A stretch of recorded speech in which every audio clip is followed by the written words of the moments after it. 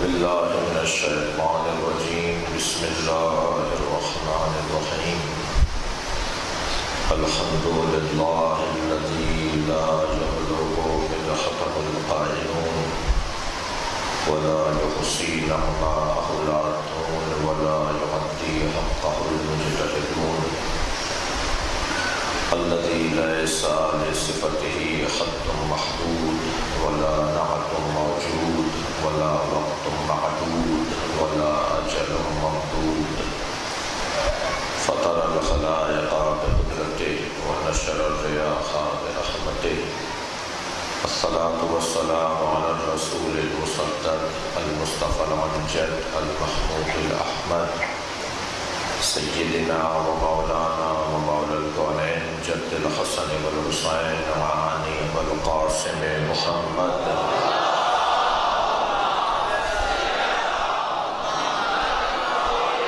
وعلى الطاهرين المعصومين الذين قال الله إنما يريد الله ليذهب عنكم الرجس أهل البيت ويطهركم تطهيرا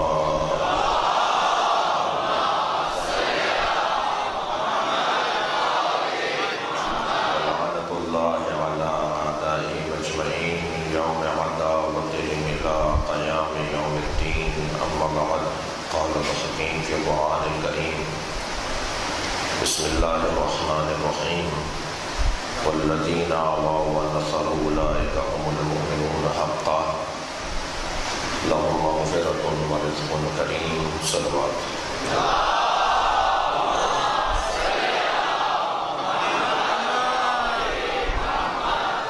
مبارکہ انفال کی آیت کریمہ اللہ عظمت حضرت ابو طالب کو بیان کر رہا ہے۔ مقام اور شان ابو طالب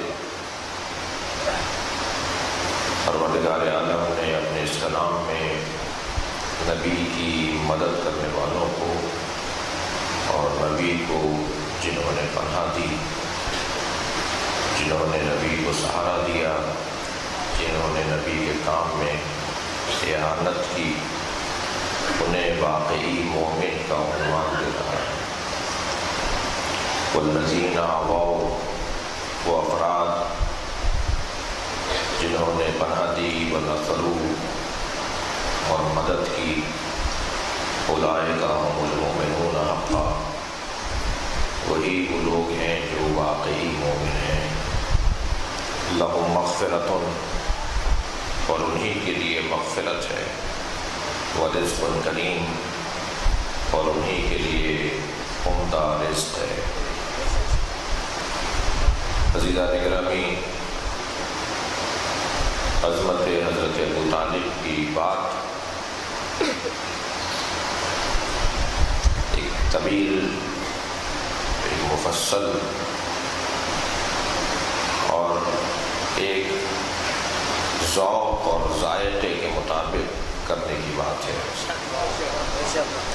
کیونکہ ابو طالب ایک ادیب مسلم اور ایک ادیب حاذق اور ایک ادیب وارستہ کو کہا جاتا ہے،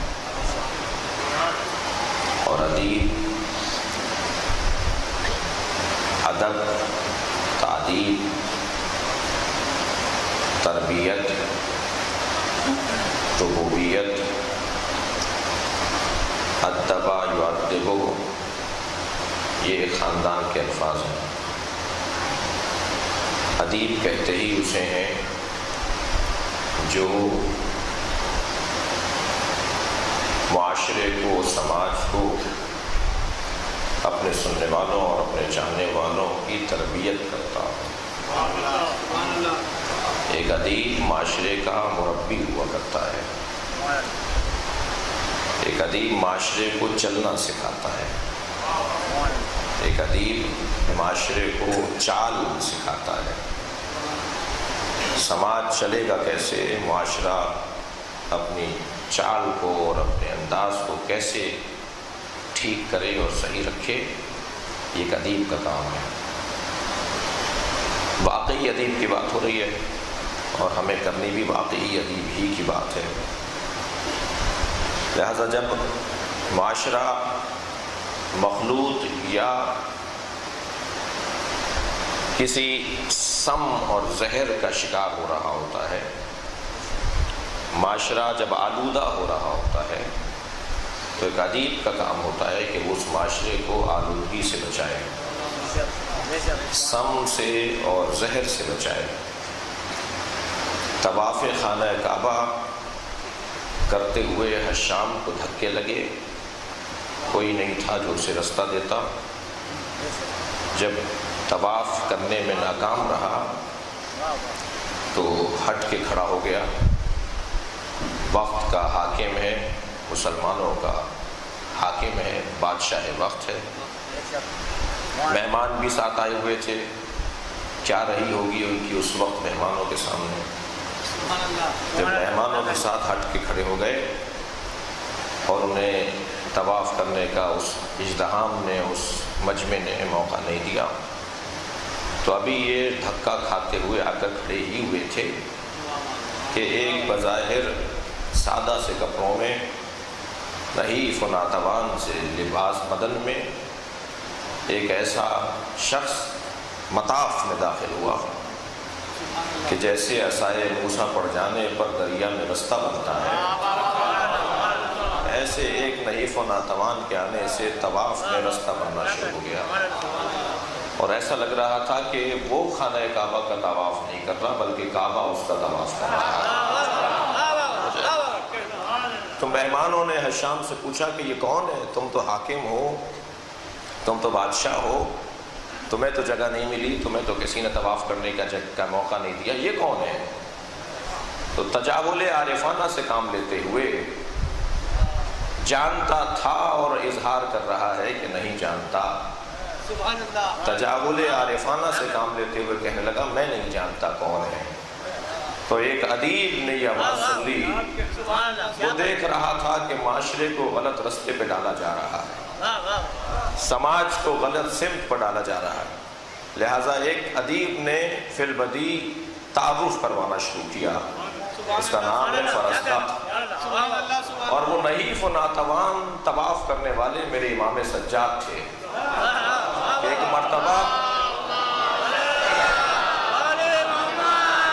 ایک مرتبہ ایک شاعر نے، ایک ادیب نے معاشرے کو غلط سمت پہ جانے سے روکا اور جہالت عام کرنے والوں کی مخالفت کی، اس لیے کہ کہا جا رہا ہے کہ میں نہیں جانتا، تو فی البدی کلام کہنا شروع کیا کہ تو اسے نہیں جانتا مگر کعبہ اسے جانتا ہے، تو اسے نہیں جانتا مگر حجر اسود اسے جانتا ہے، تو اسے نہیں جانتا مگر صفا و مروہ اسے جانتا ہے، تو اسے نہیں جانتا مگر منی، مزدلفہ اور عرفات اسے جانتا ہے۔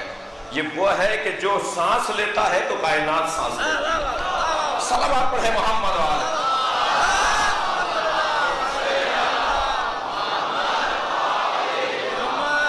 صاحبان دقت تشریف فرمائے ہیں، ادیب تشریف فرمائے ہیں۔ عزیزان گرامی، ادیبوں کی بڑی ذمہ داری بنتی ہے۔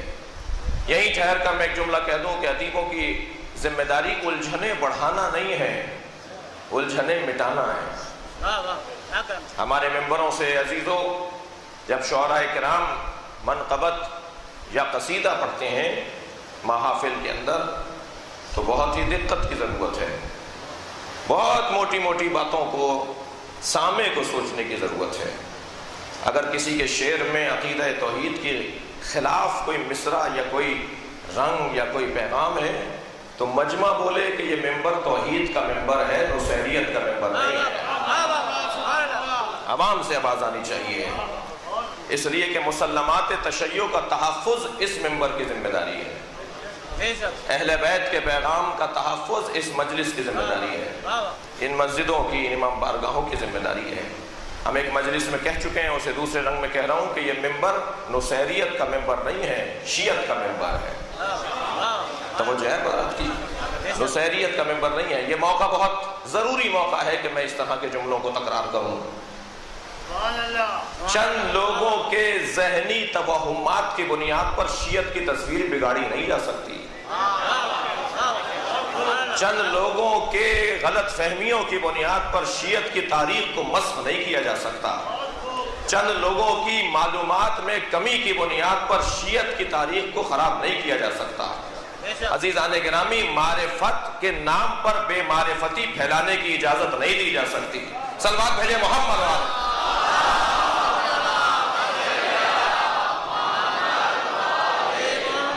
موٹی موٹی باتیں اپنے ذہن میں میرے بچے اور جوان رکھیں گے.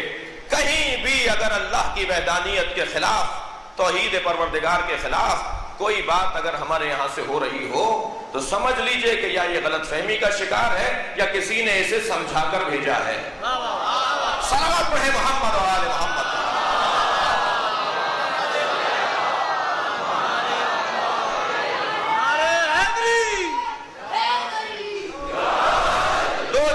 تشیع کے خلاف اس وقت ایک محاذ کا ماحول بنایا ہوا ہے. محاذ آرائی ہے باقاعدہ ہمارے خلاف ایک یلغار ہے جو بہانہ فراہم کیا جا رہا ہے. دو چیزیں ہیں جو بہانہ فراہم کر رہی ہیں ہمارے خلاف. ایک یہی موضوع جو میں آپ کے سامنے عرض کر رہا ہوں، حضرت ابو طالب کی خدمت میں جانا چاہ رہا ہوں، اس لیے میں تمہید مانتا ہوں اس بات کی. جی ایک یہی موضوع ہے عقیدہ توحید کا کی تصویر بگاڑنا. عقیدہ توحید جو ائمہ نے دیا ہے، جو مولا علی نے نہج البلاغہ میں دیا ہے، جو امام حسین نے دعائے عرفہ میں دیا ہے، جو امام سجاد نے صحیفہ سجادیہ میں دیا ہے، جو ائمہ اہل بیت نے جو عقیدہ توحید دیا ہے، اس کا مذاق بنانا، اس کے بارے میں ایسا کوئی لفظ کہنا کہ جو اس کو متاثر کرتا ہو.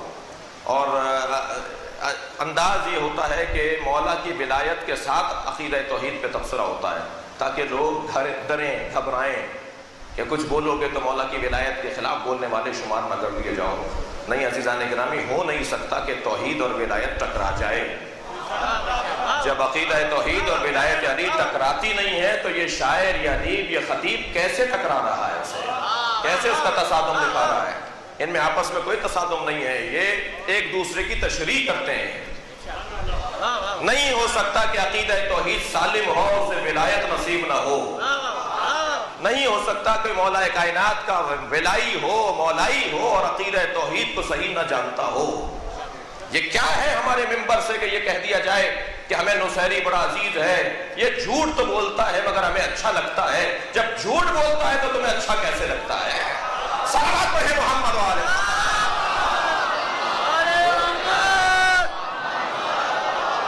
الحمدللہ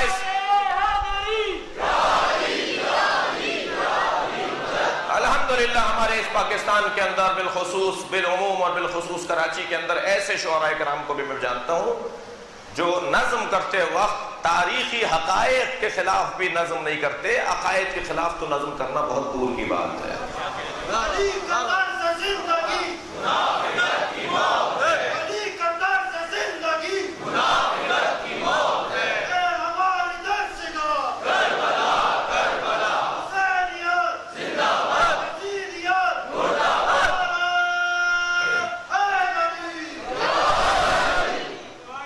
ایک طویل مثالیں ہیں عزیزان گرامی. میرا موضوع اگرچہ نہیں ہے یہ، یعنی میں اس میں زیادہ نہیں رکوں گا، صرف اتنا کہتا ہوا آگے بڑھوں کہ جہاں بھی آپ محسوس کریں کہ اس طرح کی کوئی بات ہو رہی ہے، اللہ مجبور تھا ان کا، یہ نہ ہوتے تو اللہ نہ ہوتا، معاذ اللہ معاذ اللہ، اگر اہل بیت نہ ہوتے تو اللہ نہ ہوتا. تم نے کچھ سنا ہے مگر پوری بات نہیں سنی. تم نے کچھ سنا ہے مگر پوری بات نہیں سنی. اگر یہ نہ ہوتے تو اللہ نہ ہوتا. تم نے کچھ سنا ہے مگر آدھی بات سنی ہے. اگر یہ نہ ہوتے تو اللہ کی عبادت نہ ہوتی. صلوات پڑھیں محمد. یہ ایک علیحدہ بات ہے، یہ ایک علیحدہ بات ہے اور یہ مسلم بات، یہ مسلم بات ہے کہ اگر اہل بیت نہ ہوتے تو اللہ کی عبادت نہ ہوتی. اللہ نے اللہ کی عبادت کا طریقہ سلیقہ ائمہ اہل بیت نے، علی نے اور محمد نے سکھایا ہے، ان ہستیوں نے سکھایا ہے. یا اس طرح کی اور بھی باتیں ہوتی ہیں کہ معاذ اللہ بات تو کہاں تک پہنچ گئی ہے، چند لوگوں کی وجہ سے پوری ملت کو جواب دینے پڑ رہے ہیں. چند ذہنی مریضوں کی وجہ سے پوری ملت کو جواب دینے پڑ رہے ہیں. اور الحمدللہ اگر فیس بک کے اوپر، سوشل میڈیا کے اوپر چند لوگوں کی کلپس ڈالے ہوئے تو مجھے کچھ جو جوانوں نے جب ہمیں دکھایا تو میں نے ان سے عرض کیا کہ الحمدللہ جن کے بھی یہ کلپس ڈالے گئے ہیں فیس بک کے اوپر، انٹرنیٹ کے اوپر، اور پوری دنیا میں لان تان ہو رہی ہے شیعوں کے اوپر پاکستان کے چند لوگوں کی وجہ سے. تو میں نے کہا الحمدللہ ایک خوبی ان باتوں میں یہ ہے کہ جتنے بھی یہ 4-6 تصویریں اور نام دکھائی دیے جا رہے ہیں، ان میں سے کوئی بھی مدرسے کا پڑھا ہوا نہیں ہے. انہیں 1 سے لے کے 10 تک عربی میں بھی گنتی نہیں آتی. صلوات پڑھیں محمد و آل محمد.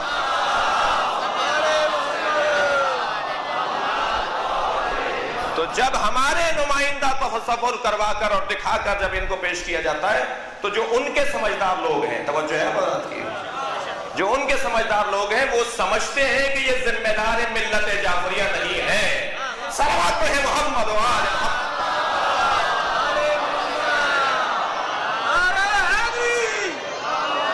ابو طالب علیہ السلام نے یہی کام کیا ہے. بھائی یہاں تو عقیدہ توحید بیان ہو گیا، یہاں تو اللہ کی وحدانیت بیان ہو گئی، اب کیا گنجائش رہتی ہے کہ کوئی اس کے خلاف بولے؟ کمال تو یہ ہے کہ جب اللہ کے بارے میں بیان ہی نہیں ہوا تھا تب ابو طالب اللہ کا ذکر کر رہے ہیں. 2000 اشعار ہیں حضرت ابو طالب کے جس میں انہوں نے اللہ کا نام استعمال کیا ہے. 2000 مصرے ہیں حضرت ابو طالب کے جس میں حضرت ابو طالب نے لفظ اللہ استعمال کیا ہے. اور ابھی اعلان نبوت نہیں ہوا ہے، ابھی نہیں کہا گیا کہ قولوا لا الہ الا اللہ تفلحوا، کہہ دو لا الہ الا اللہ فلاح پا جاؤ گے. کمال و مقام ابو طالب یہ ہے، توجہ ہے مراد کی، کمال اور مقام ابو طالب یہ ہے کہ ابھی وحدانیت پروردگار کا پرچار نہیں ہوا اور ابو طالب پہلے سے اللہ سمجھا رہے ہیں. اشعار پہلے ہیں، اعلان نبوت بعد میں ہوگا. حضرت ابو طالب کے اشعار پہلے ہیں، اعلان نبوت نبی بعد میں فرمائیں گے. آپ کی توجہات میرے ساتھ ہے تو یہیں ایک جملہ اور کہہ دوں. ہر قبیلے کا ایک بت تھا. توجہ دیا آپ نے؟ قریش کے 24 قبیلے ہیں، قریش کے 24 قبیلوں میں ہر قبیلے کا ایک بت تھا، اور ان بتوں میں جو بڑے بت تھے ان کے نام تو آپ کو مشہور ہیں، لات، منات، عزا، جی یہ بڑے بتوں کا نام شمار ہوئے ہیں. مگر ہر قبیلے کا ایک بت تھا. میں آج اسلام اور ابو طالب کے موضوع پر عشرہ محرم الحرام سے خطاب کرتا ہوا ایک دعویٰ کرنے جا رہا ہوں اور آپ کے توسط سے اسے آگے پہنچانا چاہ رہا ہوں. جو حضرت ابو طالب کے ایمان پر منفی تبصرے کرتے ہیں انہیں ہم دعوت فکر بھی دے رہے ہیں اور ایک ان سے چیلنج بھی کر رہے ہیں. ہر قبیلے کا ایک بت تھا. کوئی اگر مرد تحقیق ہے، اگر کوئی مرد تحقیق ہے تو کسی جھوٹی کتاب سے بھی لا کے دکھاؤ کہ بنی ہاشم کا بھی کوئی بت تھا. صلوات پڑھیں محمد و آل محمد.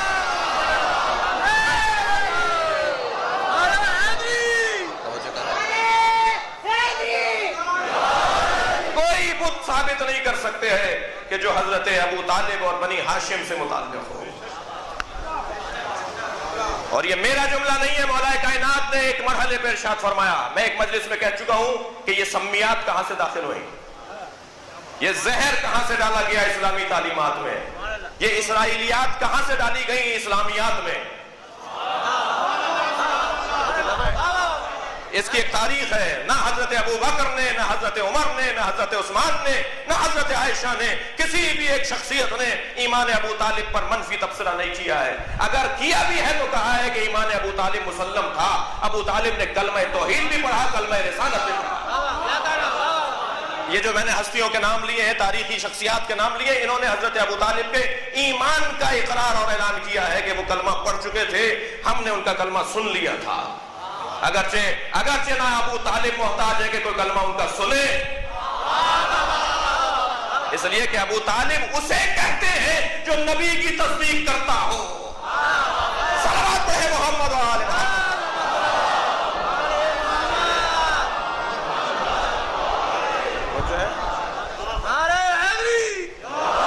لیکن عزیزان گرامی، حضرت ابو طالب علیہ السلام اس کیفیت میں کہ مسلسل اعلان عقیدہ توحید بھی فرما رہے ہیں اور نبی مکرم کا بھرپور ساتھ دے رہے ہیں اور حمایت کر رہے ہیں. جملہ کہہ رہا ہوں عزیزان گرامی، یہ جملہ مولا کائنات کا ہے، یہ فرمان حضرت شاہ ولایت کا ہے. فرماتے ہیں کہ ما ابدا ہاشم ما ابدا ابی و جدی عبد المطلب ولا ہاشم ولا عبد مناف صنما قط. جملہ مولا کا سنیں. علی کہہ رہے ہیں میرے بابا ابو طالب نے، میرے جد عبد المطلب نے، میرے دادا ہاشم نے، میرے پردادا عبد مناف نے، میرے بزرگوں نے، میرے اجداد نے کبھی کسی بت کی پوجا نہیں کی. میرے ان بزرگوں نے کبھی کسی بت کی پوجا نہیں کی. جیسے ہی مولا کائنات نے یہ جملہ ارشاد فرمایا، آواز آئی علی اگر انہوں نے کسی بت کی پوجا نہیں کی تو بتائیے ما یعبدون کس کی یہ عبادت کرتے تھے؟ کس کی پھر عبادت کرتے تھے اگر کسی بت کی پوجا نہیں کی؟ تو مولا کائنات نے فرمایا یصلون الی البیت. ابھی نماز تشریع نہیں ہوئی تھی یہ نماز پڑھتے تھے. صلوات پڑھیں محمد و آل محمد.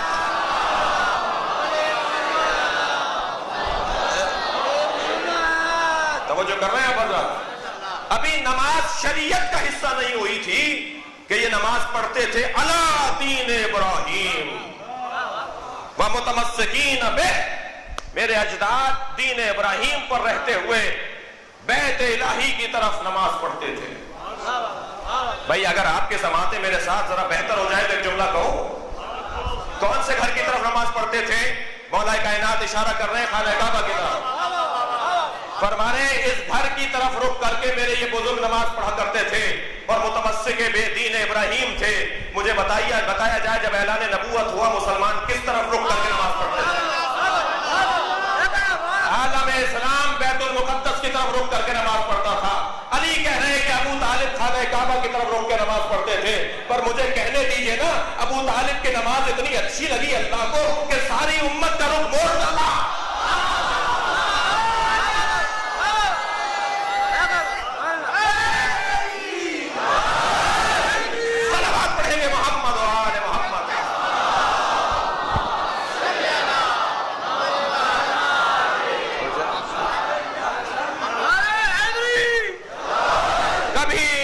کسی صنم کے آگے کسی بت کے آگے اپنے سر کو نہیں جھکایا.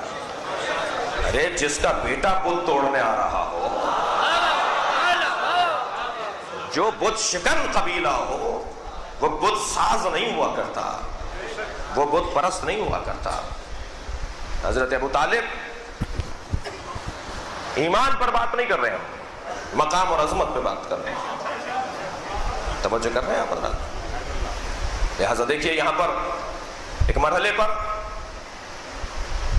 حضرت ابو طالب، اب بات کیونکہ شروع ہو گئی ہے عقیدہ توحید کے اوپر اور حضرت ابو طالب کا عقیدہ توحید اور جو ان کا دیا ہوا عقیدہ توحید کے حوالے سے بات ہو رہی ہے، تو ایک حسین باب ہے جو میں آپ کی طرف رخ کر رہا ہوں، جو آپ کی طرف اس کا رخ کر رہا ہوں. اور وہ حسین باب یہ ہے کہ ہمیشہ اہم اجلاس مقام دیکھ کر طے پاتے ہیں.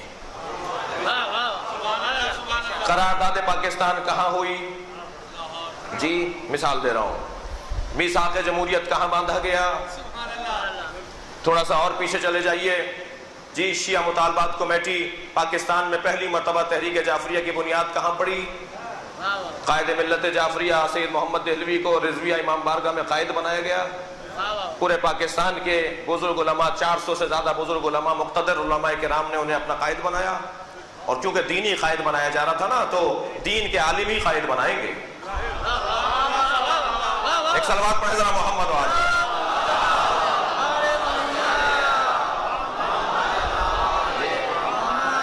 اور تھوڑا سا پیچھے جائیے عزیزان گرامی. تاریخ بشریت کے اندر اہم ترین اجلاس کہاں کہاں ہوئے؟ اچھا پاکستان کی اور ہندوستان کی تاریخ میں لے لیجئے. یہ تبرہ ایجوکیشن لکھنؤ میں ہوا، ایسا ہی ہے. بڑے بڑے مرحلوں پہ بڑے بڑے اجلاس ہوئے. اہم ترین اجلاس کے لیے مقام دیکھا جاتا ہے، محل دیکھا جاتا ہے، جگہ دیکھی جاتی ہے.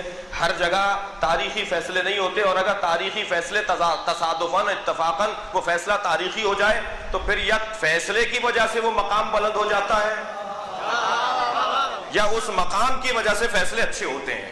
ایسا ہی ہے، یا مقام کی وجہ سے فیصلے اچھے ہوتے ہیں یا اچھے فیصلوں کی وجہ سے مقام بلند ہو جاتا ہے. میں آپ سے سوال کر رہا ہوں میں آپ سے سوال کر رہا ہوں کہ اعلان نبوت کس کے گھر ہوا؟ نبی مکرم اعلان نبوت فرما رہے ہیں، کس کے گھر ہوا؟ اعلان نبوت خانہ کعبہ میں کیوں نہیں ہوا؟ اعلان نبوت خانہ کعبہ میں نہیں ہوا، گھر میں ہوا جو ابو طالب کا تھا۔ حضرت ابو طالب کے گھر میں اعلان نبوت ہو رہا ہے، تو جواب یہ دیا جاتا ہے کہ خانہ کعبہ میں بت رکھے ہوئے تھے۔ اچھا، خانہ کعبہ میں تو بت رکھے ہو اور ابو طالب کے گھر میں اعلان نبوت ہو رہا ہو، تب بھی ایمان پہ تبصرہ ہوگا؟ صلوات پڑھیں محمد و آل محمد۔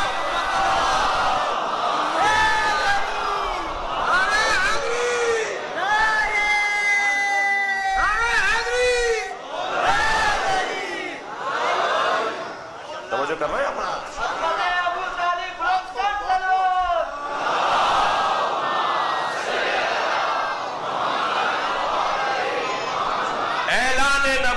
اگر نبی مکرم خاتم الانبیاء کا اعلان معمولی اعلان بھی نہیں ہے، 1,23,999 پیغمبروں کے بعد ایک بڑے نبی کا اعلان ہو رہا ہے، اور اعلان بھی ہو رہا ہے تو حضرت ابو طالب کے گھر ہو رہا ہے جی۔ اور ابو طالب کہتے اسے ہیں کہ جو سخی ہو، 3 دن تک کھانا کھلایا ہے ابو طالب نے، اور بتا دیا کہ تحریکیں بغیر خرچوں کے نہیں چلتی۔ توجہ کرنا ہے، تحریکوں کو چلانے کے لیے خرچہ کرنا پڑتا ہے، پہلے دینا پڑتا ہے پھر مانگنا ہوتا ہے۔ پہلے قوم کو دو تو صحیح کچھ۔ صلوات پڑھیں ذرا محمد و آل محمد۔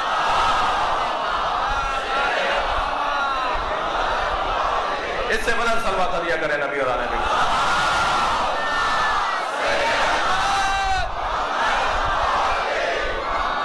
اور ایک اور صلوات علیہ۔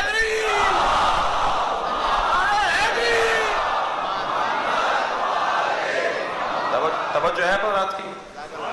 سرکار حضرت ابو طالب علیہ السلام کے گھر پہ اعلان نبوت کا اہتمام ہو رہا ہے۔ پہلے دن کھانا کھلا دیا گیا، اب نبی مکرم اعلان نبوت کرنے کے لیے کھڑے ہونا چاہتے ہیں کہ ایک مرتبہ ابو لہب نے محفل کو، مجلس کو، دسترخوان کھانا کھانے کے بعد اس محفل کو متاثر کیا، نامناسب جملے بول کر لوگوں کو اٹھانا شروع کر دیا، اٹھ جاؤ، یہ کچھ کہنا چاہتے ہیں، یہ غلط کہہ رہے ہیں معاذ اللہ، اور یہاں تک کہ محفل اٹھ برخاست ہو گئی۔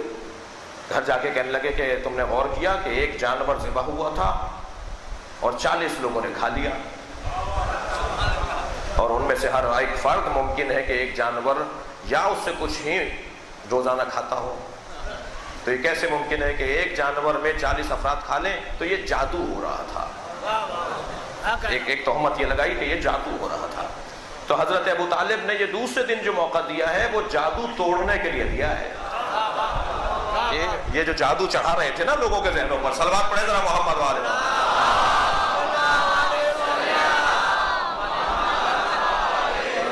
فرمایا نہیں، کل دوبارہ انہیں بلا لو، پھر ان کے لیے کھانے کا اہتمام کرو۔ دسترخوان لگا اور کھانے کا اہتمام ہوا، اور پھر انہوں نے کھانا کھایا، اور پھر انہیں تعجب ہوا کہ صاحب یہ پھر کوئی جادو ہوا ہے۔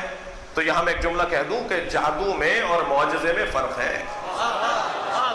جادو اور معجزے میں ایک موٹا سا فرق یہ ہے کہ جادو وقتی طور پہ اثر دکھاتا ہے اور معجزہ دائمی اثر رکھتا ہے۔ اگر جادو ہوتا تو وہاں سے اٹھنے کے فوراً بعد انہیں گھر جا کے بھوک لگنا چاہیے تھی۔ صلوات پڑھیں ذرا محمد والے۔ جواب ہے لیکن یہ جب تینوں دن تک کھانا کھا لیا، انہوں نے تیسرے دن بھی کھانا کھا لیا، اور اب حضرت ابو طالب نے آواز دی اپنے فرزند کو، اشارہ کیا کہ تم کچھ کہنا چاہتے ہو کہو۔ تو نبی مکرم جیسے ہی کھڑے ہوئے تو ابو لہب نے، معاف کیجیے گا، ابو لہب نے ایک مرتبہ پھر وہی کیا جو پہلے 2 دن کر رہا تھا۔ تو نبی مکرم کی بات منقطع ہوئی، لیکن اب ابو طالب کو گوارا نہیں ہے۔ ویسے بھی عزیزان گرامی 3 مرحلوں سے زیادہ گنجائش باقی نہیں رہتی۔ صلوات پڑھیں ذرا محمد و آل محمد۔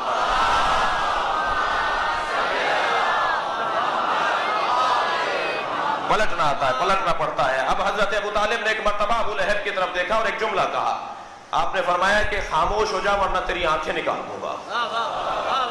اللہ اکبر. جملے یہ ہے تاریخ کے, خاموش ہو جا ورنہ میں تیری آنکھیں نکال دوں گا. ایک خاص لب و لہجہ تھا حضرت ابو طالب کا جو ابو لہب کو دیکھ کر آپ نے استعمال فرمایا, اور وہاں غصے سے دیکھ کر اور اپنی آتشین نگاہوں کے ساتھ دیکھ کر ابو لہب کو دھمکایا, اور ادھر اسی غصے کے ساتھ دیکھتے ہوئے چہرے نے جب مڑ کر اپنے بھتیجے کی طرف دیکھا تو چہرے پہ رافت تھی, محبت تھی, الفت تھی, اور دیکھ کر کہا قم یا سیدی, اے میرے سید کھڑے ہو جاؤ. اور بھی کوئی کلمہ توحید اور کلمہ رسالت چاہیے جو اپنے پالے ہوئے بھتیجے کو سید اور مولا بولے, وہ کلمہ رسالت ہی تو پڑھ رہا ہے. سید میرے مولا کھڑے ہو جاؤ. وَتَكَلَّمْ مَا تُحِبُّ وَتَرْضَىٰ, جملہ سنے حضرت ابو طالب کا, اور وہ بولو جو تم پسند کرتے ہو, جو چاہتے ہو, جو تم پسند کرتے ہو اور چاہتے ہو وہ بولو. وَبَلِّغْ رِسَالَةَ رَبِّكَ, اللہ اکبر. اے میرے محمد, اے میرے سید, وہ پہنچاؤ جو تمہارے رب نے تمہیں ذمہ داری دی ہے. ارے کسی کو نہیں پتا یہ کیا بولیں گے.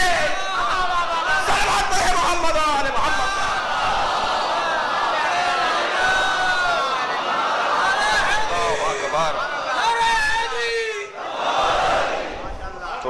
تھوڑے فاصلے سے نعرہ لگائیں گے نا تو سب جواب بھی دیں گے, مجھے بھی اچھا لگے گا.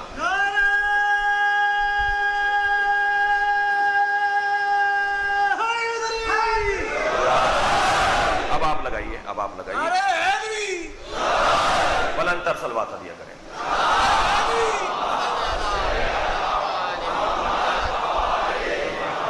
توجہ میری طرف ہے اب رات کی. وَبَلِّغْ رِسَالَةَ رَبِّكَ, اے میرے سید وہ پہنچاؤ جو تمہارے رب نے تمہیں ذمہ داری دی ہے. اب نبی مکرم عزیزان اکرامی یہاں ذمہ داری اپنی پوری کر رہے ہیں, اعلان نبوت کرنے جا رہے ہیں. آپ کی آمادہ سماعتوں کو دیکھ کر میں ایک اور گریز لے رہا ہوں مگر موضوع کے مطابق ہے. 2 اعلان ایسے تھے, توجہ, 2 اعلان ایسے تھے جن میں فساد کا خوف تھا. 2 اعلان ایسے تھے تاریخ توحید میں, تاریخ توحید پرستی میں, تاریخ ہدایت میں, تاریخ نبوت میں 2 اعلان ایسے ہیں کہ جن کے اندر فساد کا خوف تھا. ایک اعلان نبوت اور ایک اعلان ولایت علی. ان دونوں اعلانوں میں فساد کا خوف تھا کہ جیسے یہ اعلان ہوگا جھگڑا ہوگا. صلوات پڑھیں ذرا محمد و آل محمد.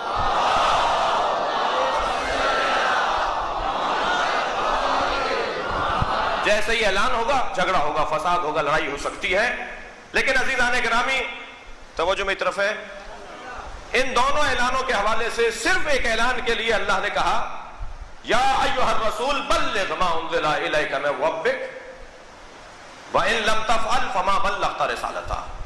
اے میرے حبیب پہنچا دو وہ جو ہم نے تم تک پہنچایا ہے, تمہیں دیا ہے, تم پر نازل کیا ہے, اور اگر تم نے وہ نہیں پہنچایا تو گویا تم نے کچھ نہیں پہنچایا. اچھا, اعلان اتنا اہم ہے کہ سارے اعلانوں پر بھاری ہے. نماز, روزہ, حج, زکوٰۃ, اخلاقیات, تہذیب, تمام اعلانات جو نبی نے کیے, تمام پیغامات جو سرکار نے دیے ان پر بھاری ہے. فرمانے پہنچا دو وہ جو ہم نے تم پر نازل کیا.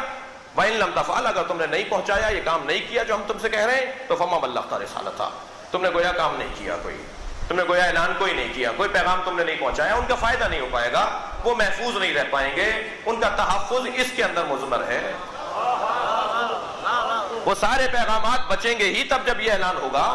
لہٰذا میرے حبیب پہنچا دو وہ جو ہم نے تم پہ نازل کیا. نہیں پہنچایا تو گویا کچھ بھی نہیں کیا. اور اس کے فوراً بعد ارشاد ہوا وَاللَّهُ يَعْصِمُكَ مِنَ النَّاسِ. ہاں ہمیں احساس ہے کہ اس اعلان کرنے کے بعد ایک تم یقین رکھو کہ ہم تمہیں لوگوں کے شر سے بچائیں گے. توجہ ہے نا بات کی, یقین رکھو کہ ہم تمہیں لوگوں کے شر سے بچائیں گے.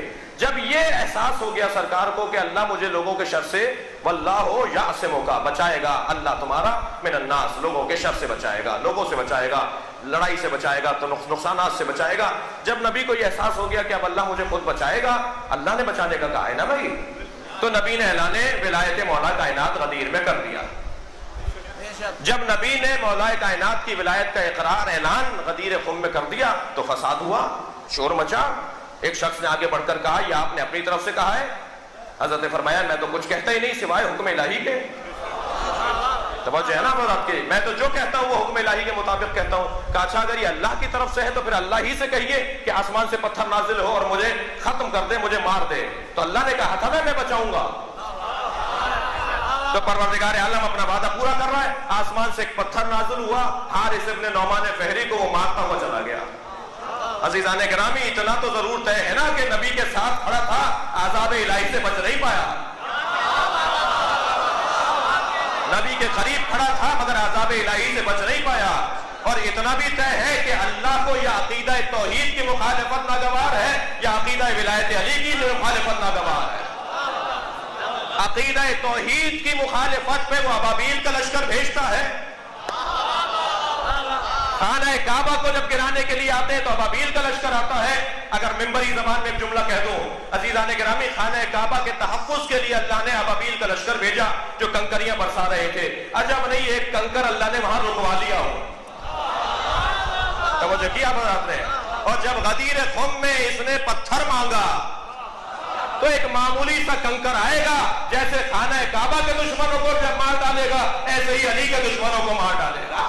صلوات پڑھیں محمد و آل محمد۔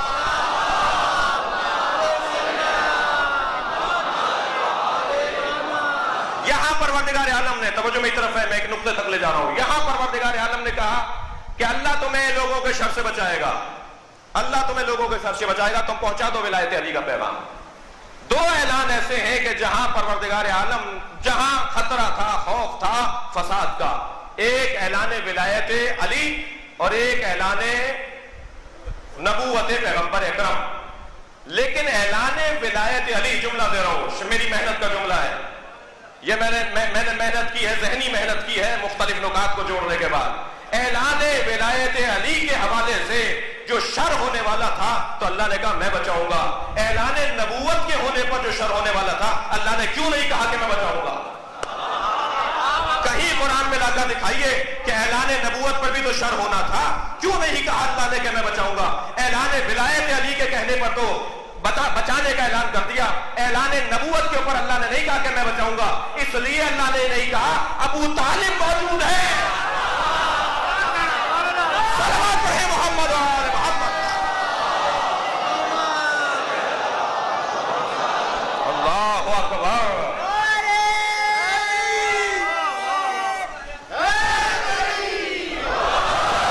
ابو طالب موجود ہے، مجھے معجزہ دکھانے کی ضرورت ہی نہیں ہے۔ توجہ کیا حضرات نے؟ آسمان سے پتھر لانے کی مجھے ضرورت ہی نہیں ہے۔ فرمایا اے میرے حبیب، اے میرے سید، اے میرے مولا، بلغ رسالت ربک، پہنچاؤ اپنے رب کی رسالت اور ذمہ داری کو، بتاؤ کہ تم کیا کہنا چاہتے ہو۔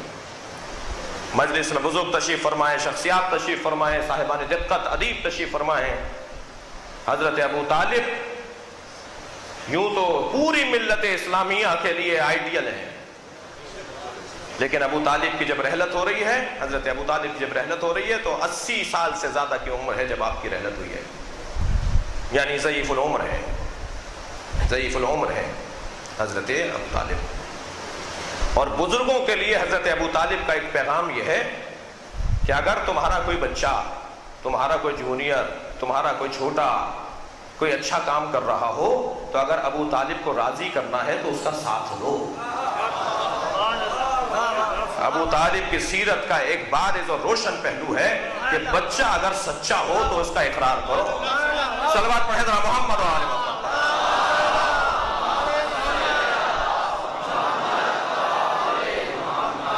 آپ کو اندازہ ہو رہا ہے کہ وقت کتنی جلدی گزر جاتا ہے۔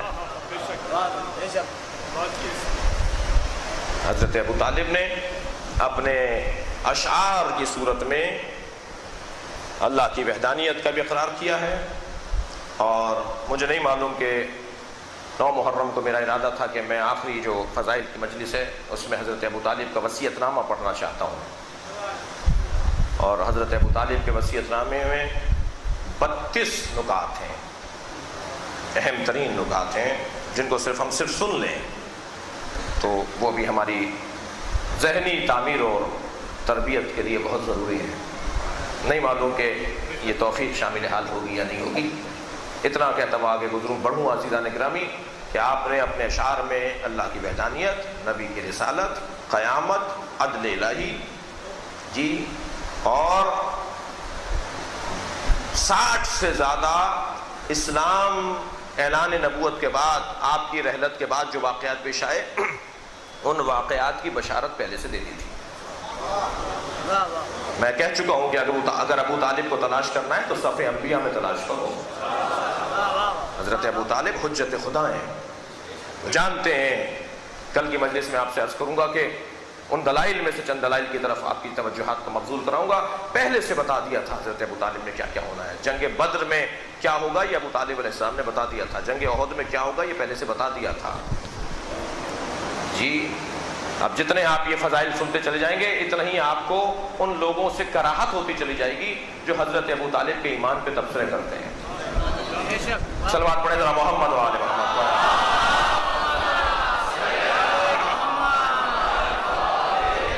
بس عزیزان گرامی انشاءاللہ کل بات آگے بڑھے گی اور بنی ابو طالب کی قربانیوں کو یاد کرنے کی یہ تاریخ ہے. بنی ابو طالب کربلا میں شہید ہوئے ہیں. کہہ چکا ہوں کہ بنی ہاشم نہیں، بنی ابو طالب. سوائے حضرت ابو طالب کے پوتوں اور نواسوں اور خاندان بنی ابو طالب کے علاوہ کربلا میں اور کوئی شہید نہیں ہوا ہے. طالب نے قربان کر دیا اپنا گھر. ایسی تربیت کر کے گئے کہ اب اسلام کا تحفظ یقینی ہے. آج 7 محرم ہے. حضرت ابو طالب کے ایک پڑپوتے کا تذکرہ ہے. حضرت ابو طالب کے پوتے کے بیٹے کا تذکرہ ہے. یوں تو کربلا میں ایسی ایسی مائیں ہیں جن کا ذکر حوصلے بڑھانے کے لیے، ہمتیں باندھنے کے لیے بہت ہی مفید ہے. لیکن آج جس ماں کا ذکر کروں وہ ماں بنی ہاشم یا بنی ابو طالب سے نہیں ہے. وہ خاندان ابو طالب سے نہیں ہے. باہر کی بیوی ہے اور باہر سے آئی ہوئی بیویوں اور باہر سے آئی ہوئی عورتوں پر ایک یہ بات کہی جاتی ہے کہ خاندان بدل گیا تھا. اور یہ جملہ ام فرما نے کہا، اے قاسم کل کہیں یہ نہ کہہ دیا جائے کہ ماں کی تربیت کا اثر ہوا ہے.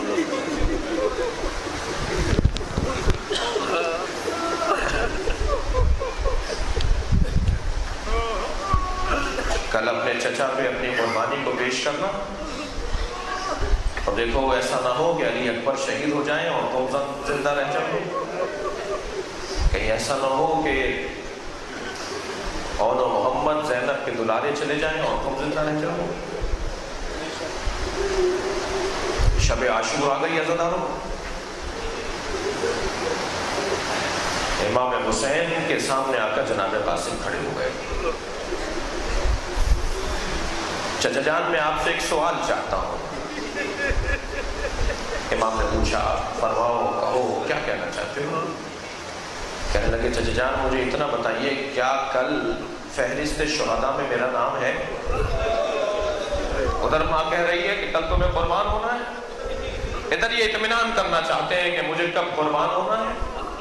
اور جو چچا نے فہرست بنائی ہے کہ کل کون کون شہید ہوگا اس فہرست میں کیا میرا نام ہے؟ امام نے جناب قاسم کی پیشانی کا بوسہ لیا اور فرمایا بتاؤ تم موت کو کیسا جانتے ہو؟ کم سنی ہے حضرت قاسم کی، زیادہ سے زیادہ 13 سال کے ہیں حضرت قاسم. بعض نے 11 لکھا، بعض نے 13. فرمایا بتاؤ تم موت کو کیسا جانتے ہو؟ بے ساختہ حضرت قاسم نے جملہ فرمایا، احلی من العسل، شہد سے زیادہ شیریں۔ حسین کو بھی تو ایسے ہی جوان چاہیے نا۔ گلے سے لگا لیا امام حسین نے، فرمان لگے جاؤ قاسم بس اتنا سمجھ لو کہ کل جو شہداء کی فہرست ہے اس میں تمہارے بھائی علی اصغر کا بھی نام ہے، اس میں تمہارے بھائی علی اصغر کا بھی نام ہے۔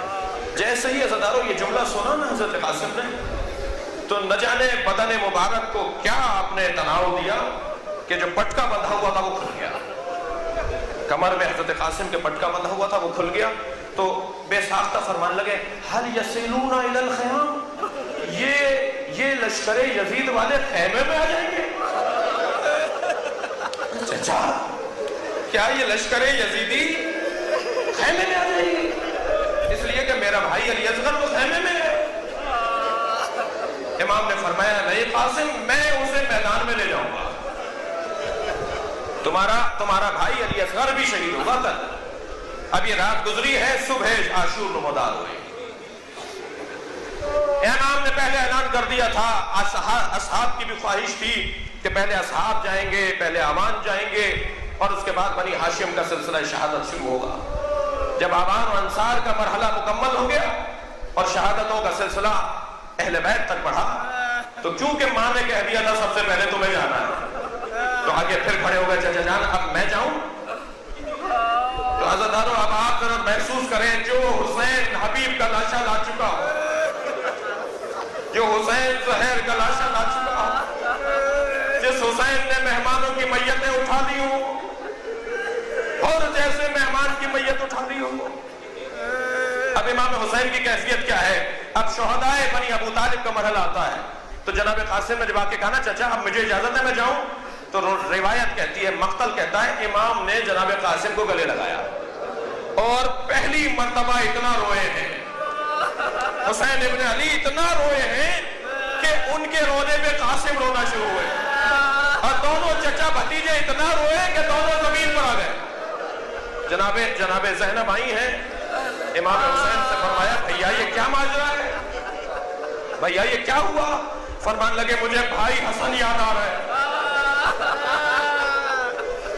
مجھے بھائی حسن یاد آ رہے ہیں۔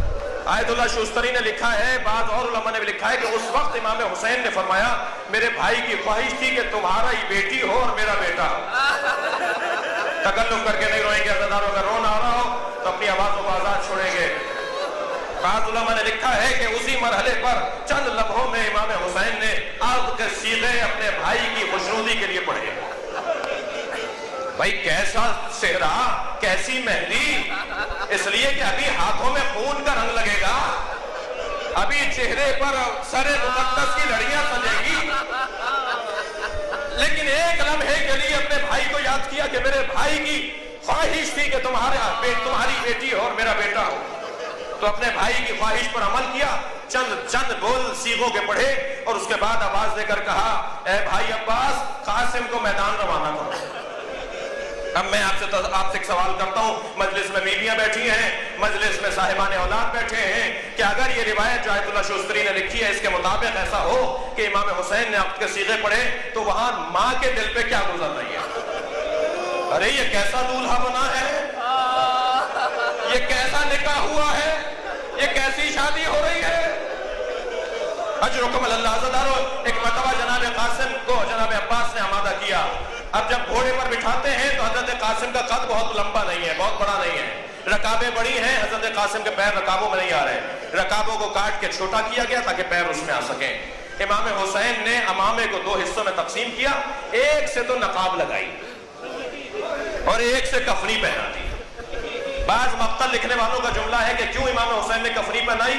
گویا امام کہہ رہے ہیں کہ میں اپنے ہاتھ سے اپنے بھتیجے کو کفن پہنا رہا ہوں، اور نقاب امام حسین نے اس لیے لگائی کہ جناب قاسم حسین بہت تھے، جناب قاسم کم سن بھی تھے، چہرہ مبارک پر ریش مبارک بھی نہیں تھی، کم سنی کا عالم تھا، حسین بہت تھے۔ امام حسین نے نقاب اس لیے لگا دی کہ یہ چاند جیسا چہرہ کہیں دشمن اسے بچہ سمجھ کے مار نہ دے، اس کا لڑنا بتائے گا کہ جوان ہے اور چہرے پر اس کے بچپنا ہے۔ लिहाजा चेहरे पे इमाम हुसैन ने नकाब लगा दी। अब जनाब कासिम को घोड़े पर बिठाया, रवाना कर दिया मैदान करबला में। नकाब लगे हुए कासिम ने जंग करना शुरू की। तय नहीं हो पा रहा कि ये कौन आया है। तसव्वुर में नहीं था कि कोई इतनी उम्र का जवान आ जाएगा। तसव्वुर में नहीं था कि एक मर्तबा हजरत कासिम ने जंग करना शुरू की। एक पहलवान मुकाबले में आया, अर्ज़क़ शामी और उसका बेटा। उसने बढ़कर कहा, ये बच्चा लगता है, ये जवान और नौनिहाल लगता है, जा मेरा बेटा जाकर इसको जवाब देगा। एक बहुत बड़े पहलवान का पहलवान बेटा जनाब कासिम ने चंद ही लम्हों में उसे ज़ेर कर दिया। उसने अपना दूसरा बेटा भेजा, फिर हजरत कासिम ने उसे ज़ेर किया, फिर उसने तीसरा बेटा भेजा। हजरत कासिम ने 3 पहलवानों को ज़ेर किया है। उसके बाद जब उसकी नस्ल मुनक़ता हो गई, अर्ज़क़ शामी की जब नस्ल मुनक़ता हो गई, तो तलवार निकाल के बाहर आया, कहने लगा मैं देखूं ये है कौन जिसने मेरे बच्चों को मार डाला। मैदान करबला में उतरा, हत्ता यजीदी लश्कर के सिपाही कह रहे थे इसे रोको, इसके जाने का मरहला नहीं है, ये बहुत बड़ा पहलवान है, ये इस जवान से लड़ने जा रहा है, ये अपने आप को कम कर रहा है। लेकिन अज़ादारों सुनेंगे ये हैदर कर्रार के पोते ने क्या किया। एक लम्हे में अर्ज़क़ शामी को 2 नीम कर डाला। अब ये तय करो ये कौन है, ये कौन है जो मैदान करबला में उतरा है और है भी जवान। एक सिपाही करीब से घोड़ा दौड़ाता हुआ गुजरा, कहने लगा ए फर्जंद, ए जवान, तुम जंग कर रहे हो और तुम्हारा जूता, तुम्हारा तस्मा जूते का खुल गया है। जनाब कासिम ने जैसे ही ये सुना कि कह रहा है मेरे जूते का तस्मा खुल गया है, गर्दन झुका के देखा, एक गोश्त आके लगा। बस जैसे ही सर पे गोश्त का लगना था, हजरत कासिम जमीन की तरफ आए, आवाज दी चचा मेरी मदद कीजिएगा। इमाम हुसैन घोड़े पर बैठे, वाहिद शहीद है जिसके लिए हुसैन ऐसे गए। जो अंदाज हुसैन इब्न अली अपना रहे हजरत कासिम की मदद के लिए, वो किसी और के लिए नहीं अपनाया। घोड़े पर बैठे इमाम हुसैन और बैठकर एक रजस पढ़ा है हुसैन ने, और आवाज देते कहा, तुमने मेरे भतीजे को अकेला समझा है, तुमने मेरे भतीजे को बच्चा समझा है। ये कहकर घोड़े पर बैठकर रवाना हुए। फौज अश्किया समझी कि हुसैन ने हमला कर दिया है, यजीदी लश्कर समझा कि हुसैन ने हमला कर दिया है। आवाजें देने लगे, हुसैन आ गए, हुसैन आ गए, यहाँ के घोड़े वहां और वहां के घोड़े यहाँ। और एक आवाज आती है, चचा बचाइए, चचा बचाइए। हुसैन पहुंचे जब लाशे पर, अजो कमल अल्लाह तक नहीं रही है। हुसैन पहुंचे जब अपने भतीजे के लाशे पर, तो लाशा पामाल हो चुका था। रोने वालों 2 लाशें पामाल हुए हैं, एक हुसैन का लाशा, एक कासिम का लाशा। मगर बड़ा फर्क है, एक बाद शहादत पामाल हुआ, एक जिंदगी में पामाल हुआ। बैठे हैं हजरत कासिम के लाशे पर और एक पर्चियां पढ़ने लगे, ए कासिम तेरे चचा के लिए बड़ा गिरा है, तू मदद के लिए पुकारता रहे और तेरा चचा मदद ना करे। बस हज़ारों आपने बहुत गिरिया किया। इमाम हुसैन लाशा उठाना चाहते हैं। दोनों रिवायतें सुनाऊंगा रोने वालों को। 2 रिवायतें हैं।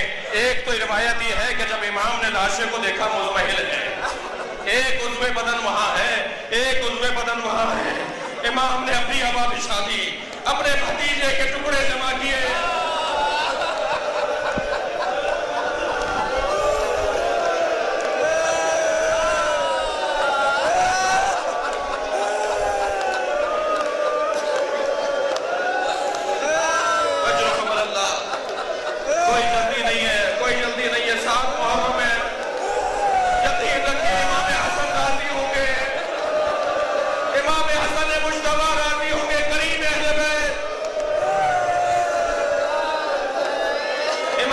भतीजे के बदन को जमा किया, लेकर आए हैं गंजे शहीदा की तरफ। और सैयद इब्न ताऊस ने एक रिवायत लिखी है जो सुन लीजिए।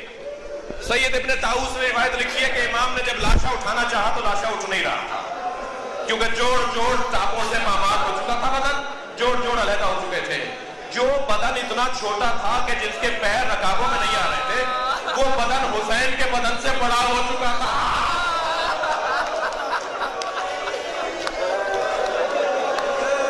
कैसे उठाया ये लाशा, लाकर गंजे शहीदा में लाशा रखा। फरमाया बहन ज़ैनब इसकी मां उम्मे फरवा को बुला लाओ। जनाबे ज़ैनब ने खैमों में देखना शुरू किया, अभी भी नहीं नजर आ रही। क्या देखा कि एक जगह पर पेशानी सजदे में रखी है और अल्लाह की तस्बीह पढ़ रही है, शुक्रन शुक्रा, ए अल्लाह तूने मेरी कुर्बानी कबूल कर ली। आवाज दी, भाभी हुसैन बुला रहे हैं, कासिम का लाशा आया। जनाब उम्मे फरमा को लेकर आई, जनाब कासिम का लाशा देखा, लाशा देखकर इमाम हुसैन को देखकर कहने लगी, भाई हुसैन मुझे इसका कुर्ता चाहिए, भाई हुसैन मुझे इस कासिम का खून भरा कुर्ता चाहिए। वो तार तार कुर्ता, वो चाक चाक कुर्ता, वो घोड़ों की टापों से चाक हो जाने वाला कुर्ता। इमाम हुसैन ने कुछ लम्हों बाद अज़ादारों जनाब कासिम का कुर्ता जनाब उम्मे फरमा को दे दिया। बीबी ने ले जाके खैमे में रख लिया। 10 मुहर्रम को ये खैमे लुटे, तबरुकात लूटे गए। ये काफिला शाम पहुंचा, शाम में तबरुकात कुछ वापस मिले। हर बीबी के पास एक एक गठड़ी है, हर बीबी ने अपनी गठड़ी उठाई हुई है, जनाब उम्मे फरमा ने भी गठड़ी उठाई हुई है। ये काफिला मदीने पहुंचा। जैसे ही मदीने में औरतें बीबियां उतरने लगी, जनाब उम्मे फरमा ने फरमाया, मुझे पहले जन्नतुल बकी जाना है, मुझे पहले जन्नतुल बकी जाना है। जैसे ही कब्र इमाम हसन करीब आई, जमीन पर बैठ गई, कुर्ता निकाला, इमाम हसन की कब्र पर फैला दिया। ऐ मेरे वाली, तुम्हारे बच्चे की अजरुकुम अल्लाह, अजरुकुम अल्लाह। मुझे एक जुमला और कहने दीजिए। इमाम हसन की कब्र पर अपने भतीजे, अपने बच्चे का लाशा, अपने बच्चे का कुर्ता फैला दिया। अज़ादारों जनाबे उम्मे फरमा ने जो आकर इमाम हसन को खबर दे दी। अजरुकुम अल्लाह, थक कर नहीं रोएंगे अज़ादारों। एक जुमला और लीजिए। जब ये काफिला, आखिरी जुमला कह रहा हूं, जब ये काफिला, असीरों का काफिला करबला से कूफा और कूफा से शाम जाने लगा, हर नेज़े की अनी पर एक शहीद का सर था। जनाबे कासिम का सर भी नेज़े की अनी पर है। एक कयाफा शनास वहां आता है और कयाफा शनास सरों को देखकर बताता है, ये सर किस कमाल का मालिक था, ये साहिब सर किस फजीलत का मालिक था। किसी ने आवाज देकर कहा, एक सर घोड़े की गर्दन में भी लटका हुआ है। ये कयाफा शनास गया, घोड़े की गर्दन के करीब बैठ गया। गर्दन में एक सर लटका हुआ है जो हजरत अब्बास का सर है। सर को देखकर कहने लगा, ये साहिब सर बताता है, ये चेहरा बताता है